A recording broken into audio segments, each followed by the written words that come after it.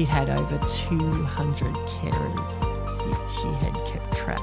So even someone who's great at advocating for themselves, trying to explain your needs and interests over again. It's exhausting. Well, you bore yourself, don't you? You get sick of hearing the sound of your own voice. I mean, I get sick of hearing the sound of my own voice for telling my story too.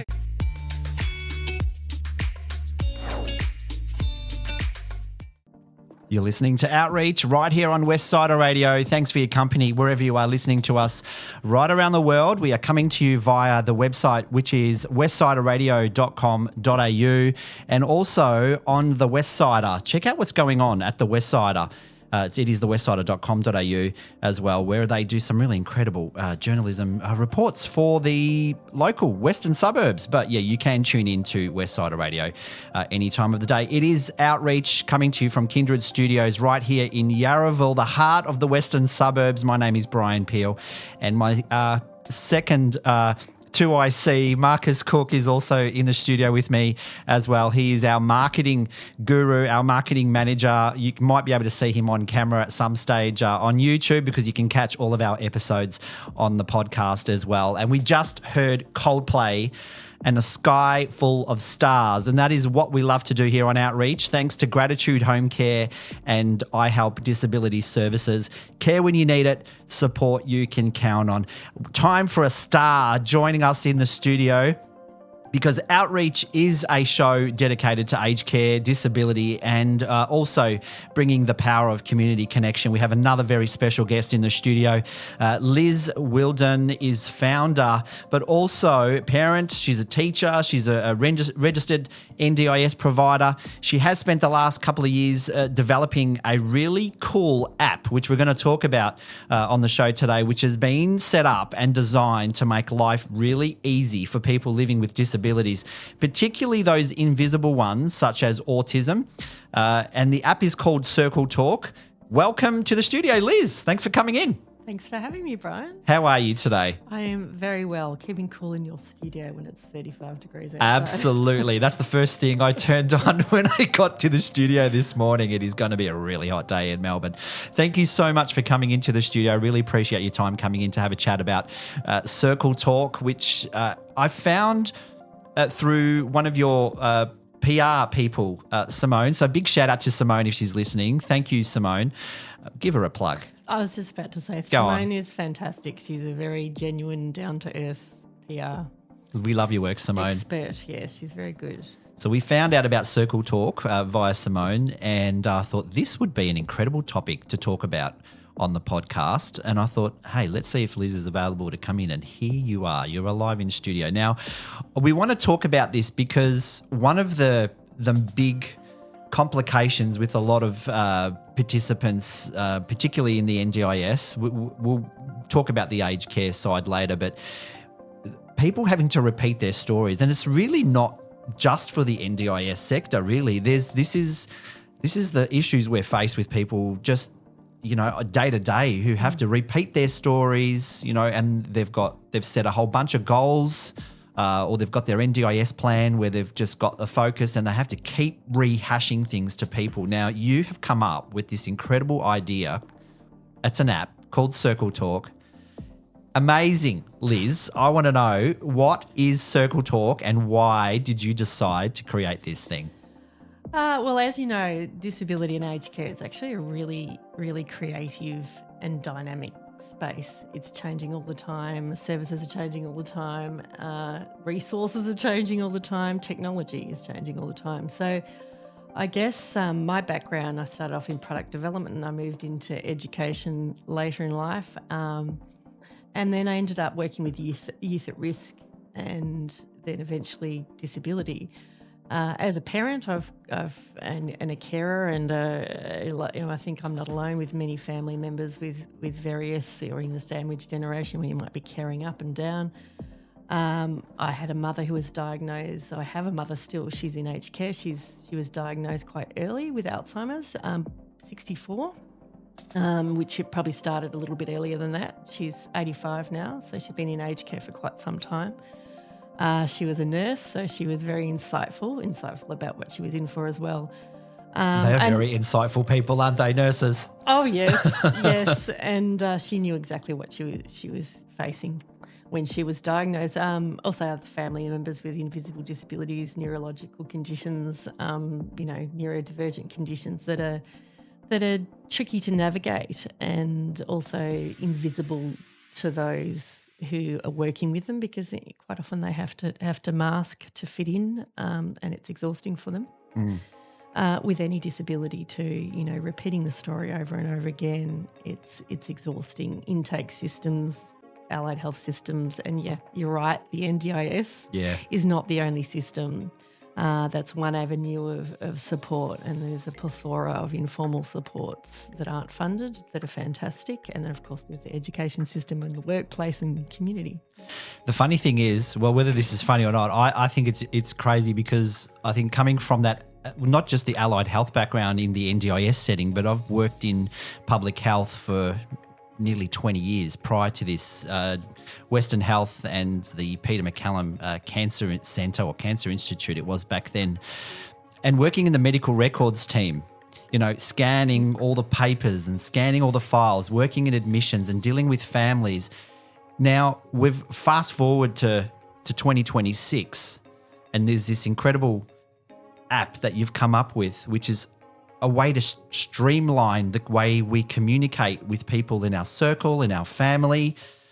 What do you think's been the main problem it has sort of overcome at this stage? Well, I think, those clinical reports are essential, of course, and they sit in a different space. I think what I've noticed, I suppose, is the person behind the disability or condition get that personality, and that it does get a little bit lost in the system. And when someone is trying to explain to a new support worker, what their needs are, what their interests are, it's exhausting for them, because they might be passionate about something, passionate about a particular interest or a career pathway or a community volunteer program that they're doing, or even just loving where they're living in supported independent living, or their SIL housing, or the people that they might deal with. And when you're thinking of the complexities around disability and aged care, you're dealing with a huge group of people just to get out the door. And that's without studying, that's without work, that's without socialising, that's without all that. So it is a part-time job, sometimes a full-time job. And then on top of that, they're expected to fit into study workplaces. So I suppose when they're having to repeat a lot of that clinical stuff over and over again, they're having to follow the protocol of various intake systems, which are essential. Yes. I think the person gets lost. So if they've got their system, so this is my system, they can say, this is my system, this is what I need, this is what's important to me. You focus on what's important to you. What's important to me is the things I want to do. What do I want to do this week? What do I want to do next week? And for an educator, a teacher has not got time to trawl through lots of medical reports and history. It's just the reality of a situation. Speaking from a teacher's perspective, we're so busy, or teachers are so busy. I don't work much in the classroom anymore, but teachers are busy just focusing on curriculum, classroom management, all that sort of stuff, to be able to then be expected to be inclusive to those people with special needs, or those young people with special needs. It's really difficult to find that time. So this is a quick snapshot for teachers too, to go, right, this is what I need in the classroom today, this is what I need next week, this is what's changed. Yeah. Which is extremely helpful though. So do you think, how has Circletalk already helped people who are using it? Have you got any real life examples I that have you can share? A couple of real life examples. This is why I'm running the trial, because, I can't just go into the back end and contact people for feedback for privacy reasons. Yeah. So, they provide the simple first name and email. I'm not going to hassle them with any kind of marketing. I actually want them to come to us. Yeah. So this is why we're running this trial, which is until the end of March, and to get that feedback. So I do have a couple of cases, just because someone found it. I didn't know this person. So, look, there was a young fella who was disengaged from high school, finished high school, didn't know what he wanted to do when he finished high school. His father was an incredible support, or both his parents were incredibly supportive. But I think his father was a bit exhausted, and both parents, for advocating for him, because and gorgeous young fella, quite shy, very sweet.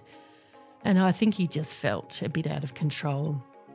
It's hard when people are ahead of the game speaking for you all the time. And so I offered to help him a little bit get set up, just because I knew this person. And he started using it. I stepped away. And look, his father said it was life-changing for him, in that he was able to invite a disability liaison officer from TAFE. He invited a mentor, invited a job training person into the platform as well. I think a support worker, and his father. So all those people, and he was starting to, as he met people along the way in TAFE, I thought, I might invite someone. He was also getting a bit excited about, who else can I invite, and having a think about, okay, who do you want to share that information with? Who do you trust?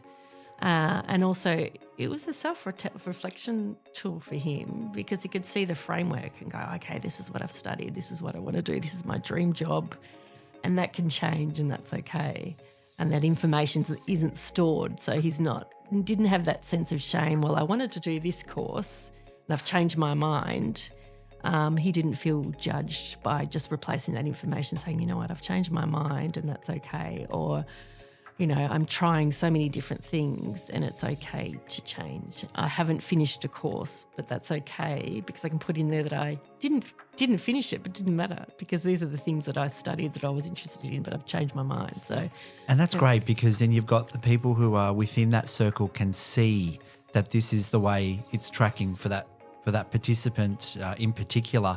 But what I like about this is that it works so well with the NDIS plan, because the participant goals are well highlighted and stipulated within that plan for the wider team to come together to help them work towards those goals, whether it's a team of allied health professionals or, out in the community, or whatever the goals are around.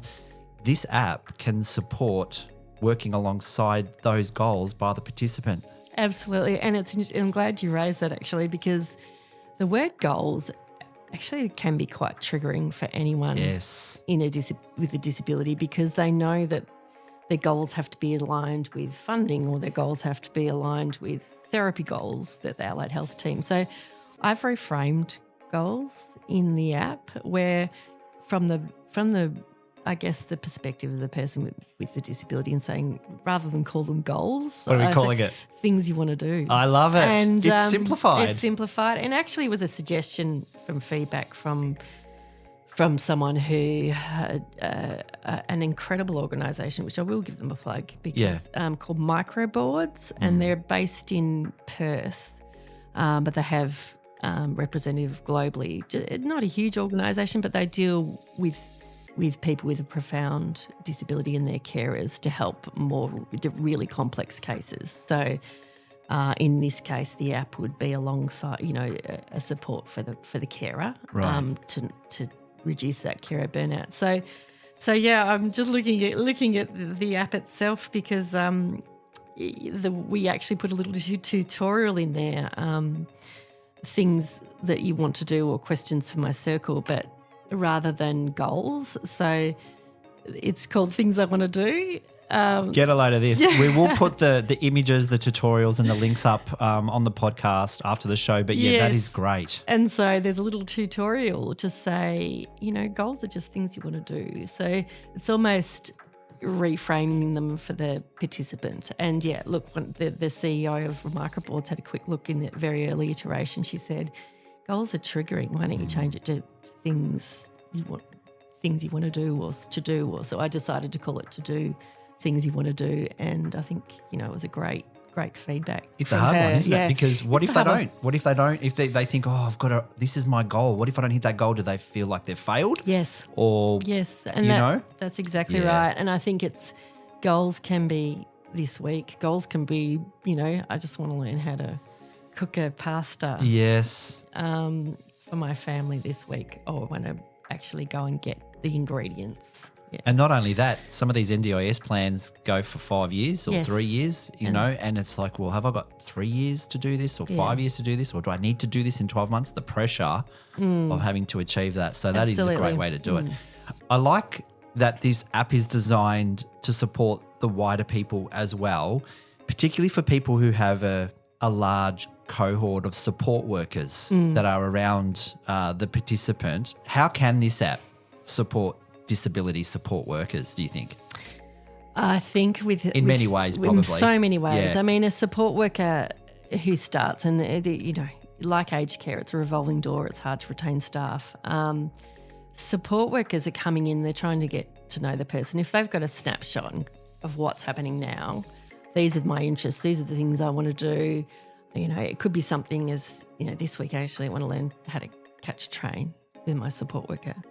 And we always encourage people to, within their local community, to try things like with the support worker, so then when the support worker's not there, they can build their capacity to do it. But look, I met, there's 2 stories that I would love to share. One of a young person in sort of the Melton and Hoppers Crossing area, Ballarat. Which is our catchment. Which is our yes. catchment. I've got to say that here at Westsider. We're Yes. right across the western suburbs. Yeah, two cases. A young girl had a parent with a disability. She was in a special school, and there was just this mismatch, a massive gap between home life and school life. And, she was one of the cases early on that inspired me thinking, the school have got the best intentions. The mother has the best intentions, but together they weren't, what was happening at home wasn't transferring into school, what was happening in the community with the support worker, it wasn't transferring. So if everybody's on the same page through her eyes, then this 15-year-old girl could sit down once with her mother and with a support worker, help build it, and builds a mother's capacity as well. And the second one was a lady who is sort of that Hoppers Crossing Geelong region, very, very powerful, amazing, intelligent woman. She'd been in a wheelchair most of her life, and she works in the DEI consulting space, can advocate for herself beautifully, of course, and clearly her parents did when she was younger. But she'd had over 200 carers. She had kept track. So even someone who's great at advocating for themselves, trying to explain your needs and interests over again. It's to 200 exhausting. Well, you bore yourself, don't you? Yes. You get sick of hearing the sound of your own voice. I mean, I get sick of hearing the sound of my own voice for telling my story too. But yeah. It is, which will leads me to my next point. So what do you think's happening in schools in terms of, demands on teachers, and how can Circletalk help them?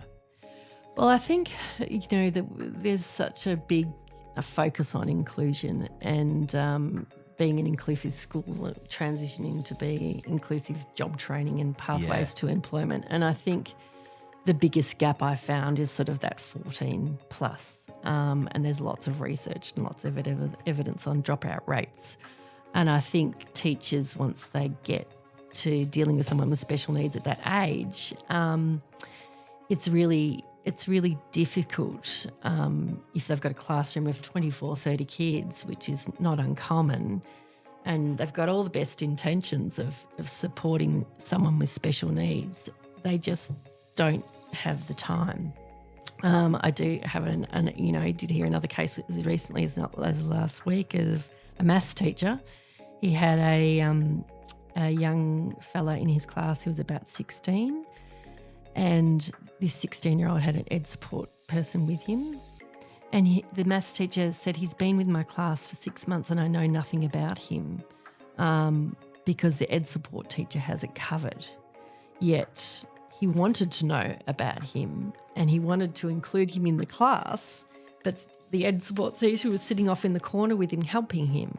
So he was saying his question was, how is that inclusive? Because I want to know about this person, but I've got almost not a gatekeeper, but she had her role.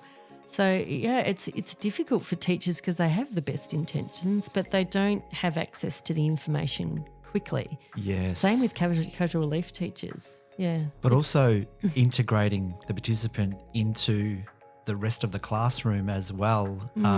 It is critical, isn't it? Absolutely. And the dropout rate and also too, someone with special needs also doesn't necessarily want to be defined by their disability, especially when they go to high school. They want to be like everybody else. They don't want to have the spotlight put on them. So to be able to use something that's a bit of a stealth mode app, I guess it helps normalise things. So from an age perspective, whether it's a common age group where people are using it currently, are you finding, is it a particular, like in teens or an older age group in adults, or is it you finding that it's more popular with a particular age? I think from what I've seen with the people starting to sign up for the free trial, which means they're just giving me first name and email address, and then I can actually send them the questionnaire feedback and they can give that to me. They all seem to be carers. Carers, allied health, because it's really, if someone turns 18, biologically they're 18, but the way they're building capacity may not be quite at that typical 18-year-old level. So having a tool that a parent can go, okay, the switch doesn't just go, you're 18 and an adult now. They're still building their capacity, but it's a tool for carers, I guess, to keep using from that transition to high school into the workforce or into community housing or into even SIL. So it's probably more the carer or the parent that would be using it because they're the ones that are advocating. So it's anyone who advocates for that person or the person trying to build their capacity. So if I, as a parent, if I wanted to hand that tool over to my adult when he was 20, for example, they're used to sort of talking about it together and they're going, you know what, let's just print out the snapshot. You got a copy. You now sign up and build your own profile. Over to you, and you invite me in as a supporter and I can just see where you're at without having the power to change it. And supporters, of course, are invited in for free. So anyone invited as a supporter is invited in for free, but they can't amend the app. It's only the participant that can change it. Well, that's good. Yeah. Because the control sits in with the participant. Exactly. I'm thinking over my time in the NDIS, working with a team of allied health professionals, one of the keys for working well with the participant and helping them achieve the things they want to do, goals, and in that interdisciplinary approach, so the speechy working alongside the OT or the physio or the speechy from this company working alongside, because that is absolutely pinnacle, because there was instances where they just weren't talking to each other and the participant is right in the middle of that. Absolutely. So and this is the thing, I'm like thinking, how can we get through to some of these people who are working in the allied health sector under the NDIS to utilise this app to help, whether it's in that support that interdisciplinary approach in some ways, but also give the participant what they, what the participant wants.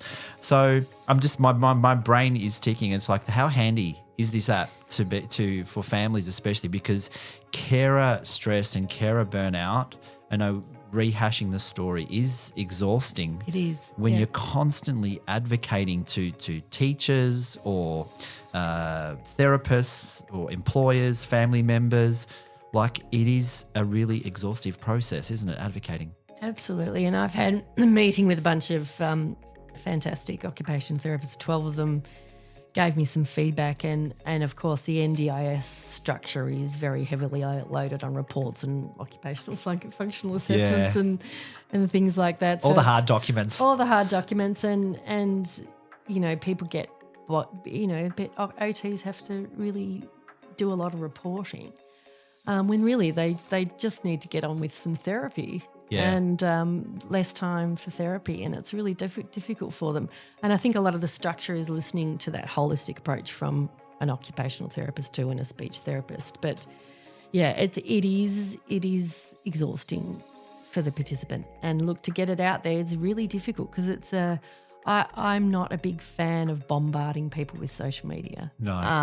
I feel like this is a word of mouth app. I really do. I feel I never wanted it to be, a big look at me, because it's supposed to be for the participant, and some of them don't.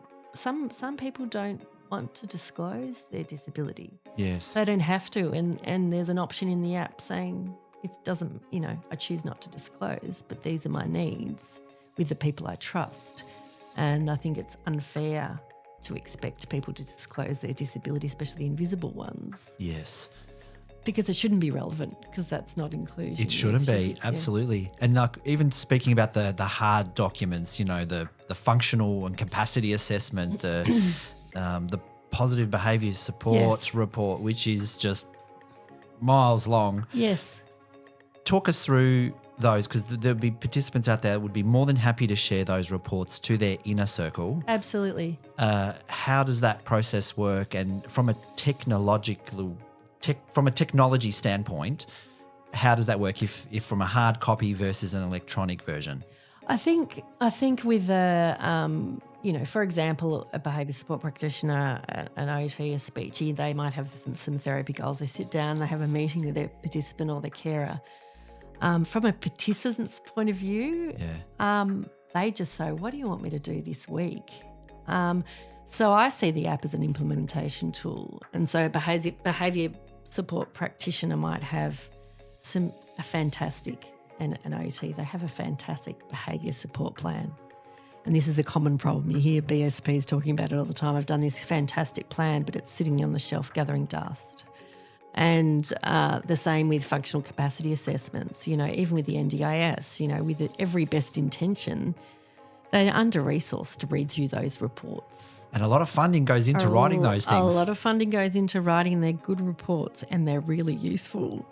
But what does that look like to put it into place? So if I'm in a behaviour support with a practitioner as a participant, or with an OT, and I'm a carer, or I'm a participant, let's say I'm a parent, I can say, okay, I've got my child here, what do we concentrate on this week? And just put it in 2 seconds, bang, it's instantly in everybody's app. So you can pick and choose who you want to share documents with. There'll be people thinking also... It's not so much documents, more information, in my words. Yeah. Information sharing. So there'll be people wondering in terms of, having data confidentiality is a big thing, privacy, sensitive information. What does Circletalk do to meet those requirements? So every time a participant or a carer invites someone into the circle, there's a consent. So they have to tick consent saying, by sharing this information with my supporter, I'm giving them consent to view this information about me. And as I said, there are no sensitive medical reports. The person chooses what they put in. If they want to say I use certain tools, if they don't want to say things, they don't have to. There's a medical sort of strategy section. It's just a locked section, and it doesn't generate onto the PDF. The supporters don't see it. So it could be something as I keep track of my medication. That's locked just for me. Or I might say, I take vitamin C, or I take, whatever I might take. And it could be if I'm going to a hospital, or if these are the strategies I might use. That's something that my health record, and I think there's a lot of disability liaison officers are working with the sector to try and have a space for people to say that. But the app is more about building capacity for the carer or the person to be able to reflect themselves and say it themselves if they can, or the carer on their behalf. does it go up to next level, like say GPs or medical or hospital, No. if they're admitted to hospital? If they're admitted to hospital, of course they can print out a PDF Yeah. snapshot of all these the things that help them. They can print it out before they go into hospital if it's not non-emergency, which is a nice thing to have a physical copy Yep. to hand to the hospital and say, look, these are the things that I need, that I like. These are the things that are good for me. Still helpful. Still very helpful. And of course, if they want to screenshot, if they want to, the medical side of things, they can, which is a non-verbal way of communicating. So you've got this medical snapshot and the day that it was last updated. And that could be something as simple as my doctor is this, or, whatever they want to put in there. That's a key part. The date that was updated. But lo and behold, is like, when was this person, last updated? Or, he saw the therapist on Monday, but this hasn't been updated for a week. Hang on a second, has something come up? So, yeah, right. And look, we're keeping it really simple as that medical section's locked. So they can put whatever they like in there and no one sees it. But this section here is questions for my circle. Again, has an update date. And that's really where all the information. I must remember to ask my teacher this, or I must remember to ask the OT when I'm in a meeting, or when they come out of a students' walk meeting, or out of an OT session or a BSP session or a psych session. Oh, I forgot to ask. I must ask. And they can quickly put it in, and whoever's in the circle can see it and choose to answer it when it suits them. Because, look, a lot of allied health have expressed to me, they're often trawling through emails. Yes. Trawling through lots of emails. Oh, I got an email from the other day. I've got to trawl through that question. I can't find it. Oh, the story of our lives, the bloody email. But I'm just thinking about teachers too, just having access to those questions. They might be sitting around the dinner table on Saturday night, and it's like, we've got to mention this to the teacher on Monday. Yes. We'll pop that in the app because we know they've already got access to it. Yeah. Doesn't get forgotten about. Yeah. Teacher knows how to respond when they need to. It's just incredible. I like this. I know we've been, look, the majority of the chat has been around people with disability, but I'm curious to know, in terms of aged care, is the app available? Can it be utilised in an aged care setting as well? Because it absolutely can. I feel it can. Yeah, no, I've had that, especially with early onset Alzheimer's, and also just aging respectful aging, and I was actually. I actually have a prototype for Circletalk Elders, which is the same platform, but we've gone back and forth because you still can use it now. Instead of, people they used to work with, people what they studied, past work, past education, dream job, it still tells, like in my mum's case, she was a nurse, and every support worker coming through the house and then transitioning to aged care. If I had it ready then, I would have used it.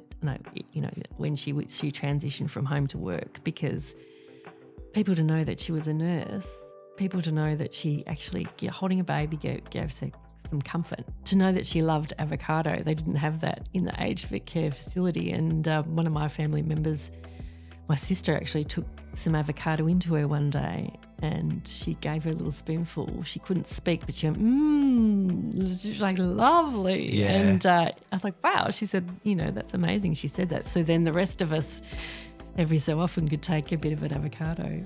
What a great, I just think things like that, it makes a difference. I think it's it is a great segue, because I feel there is so much possibility and opportunity for people in that aged care, even just receiving home care packages at home, and Absolutely. they've got cleaners coming in, they've got gardeners coming in, you name it, people making meals, taking them shopping, transport, all of the above. Absolutely. Allied health professionals even. Travelling. Travelling. And I think too, you can print the PDF snapshot off and whack it on the fridge, or you can put it on the door of an aged care facility when they have a picture. You can just put it underneath. It's the job done for them. But And I think the beauty of this too, because a lot of the people I speak to in the aged care sector under the home care packages, I feel that there's a lot of people out there that do struggle with technology, and I feel that this could almost simplify it into one mainstream main point of contact that the family can also access and control for them. absolutely. How good is that? It is good. And look, as I said, getting it out there is the hardest thing. And I, just don't have enough people using. I have to say I haven't pushed it. I think because I've liked to do, and I'm, a one-man show. I've got organic growth, Liz. I've got a one-man show. I've got a lovely ambassador who his mind just explodes in all directions. He loves it. But you've actually got to get people to slowly experience it. And I wanted to release this over this tough Christmas period at the beginning of the year when there's transitions. But to get it out there, I have to talk about it. But I also want it to be a stealth mode app. So it's a bit of a... Yes. Yeah. I'm so glad you have come in. Folks, we're speaking with Liz Wheeldon, founder of Circletalk, this incredible app. So much more I feel that we can actually talk about because there's, allowing people into their circle, what that actually looks like. But I want to hear more about the trial because there is a trial that you've got available. It's a 3-month trial and you're after some feedback as well. How can people get involved? Tell us about that. I would love people just to go to the website, which is circletalk.com.au. You can see how to download it. It's on the Google Play and App Store. And on the front page, if you could sign up for feedback, you can go to the App Store straight away and the 3-month trial is available to the end of March, which if you sign up before the end of March, you've still got another 3 months. So, right.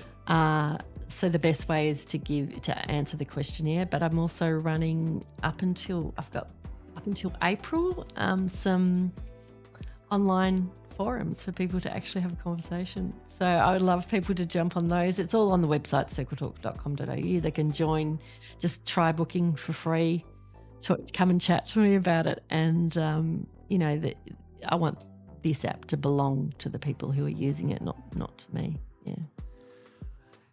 I could be here probably for another hour talking about this, Liz. You've got a background as well. Your background's spanning business, marketing, program coordination, physical education. Yeah. As Liz the person, where do you anticipate this app to be in a few years' time? Because technology moves really quick and things could change and there might be some incredible enhancements to it down the track. Absolutely. What do you perceive? Because what sort of feedback are you looking for and will that feedback contribute to further enhancements? I think of the feedback that I get is feedback that I'll share. I had an interesting conversation with, I listened to someone from the Centre of Inclusive Employment and people were apprehensive about sharing what they've learned. And I said, well, why wouldn't I share that feedback? If I'm I'd love to get 1,000 users. If I could get 1,000 users and share their feedback, it's confidential. Yeah. But saying this is what people are saying, why not share that information and most people in disability actually and aged care are very collaborative. So I guess in answer to your question, I would love people to use it and continue the co-design. I've been speaking to some peak bodies about that possibility of if they're successful with various grants that we can work together to co-design, and I've got some interest there. And I think that's cool. Yes, and I hope that comes through. But I'd love Services Australia do similar kind of thing but it's not so much focus. It's not a push out. No. This is a push out and saying great, we've got all these intake systems. They're needed. But this is my system. Yeah. And I think this is what I need and not what you need. Yeah. Well, it was born from a very simple idea. Very simple. It's very important. People deserve to have their voices heard, their needs obviously understood and their interests and hopes supported. That's the key in all of this. It is ready to go. Mm-hmm. So if people are hanging on thinking, all right, where do I go? What do I do? I'm assuming it's the app stores and all your digital platforms. Where's the best place that they can connect with this app? Circletalk on the App Store. But the best thing is just go to the circletalk.com.au website because it actually shows how it works. There's some interviews, there's some things in there that people can listen to if they want to see what resonates with them. And of course, we just want people to use it. And, all the hard work's been done.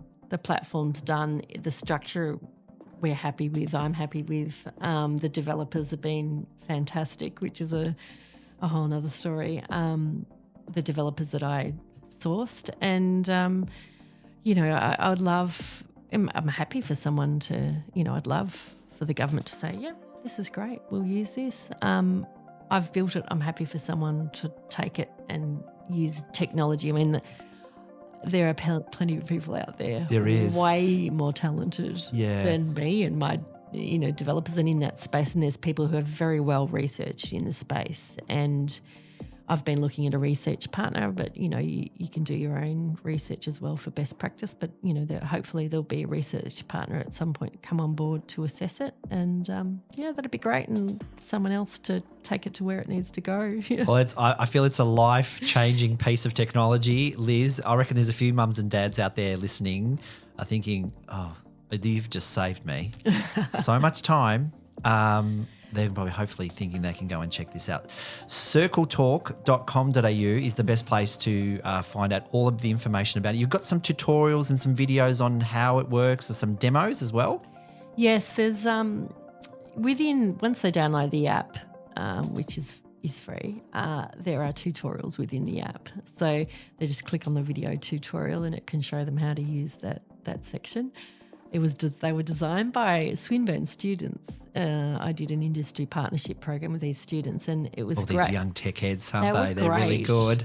They were great in that this particular cohort were international students, and they had fun with it. They created mock profiles. They invited each other into the circle, took turns playing various roles.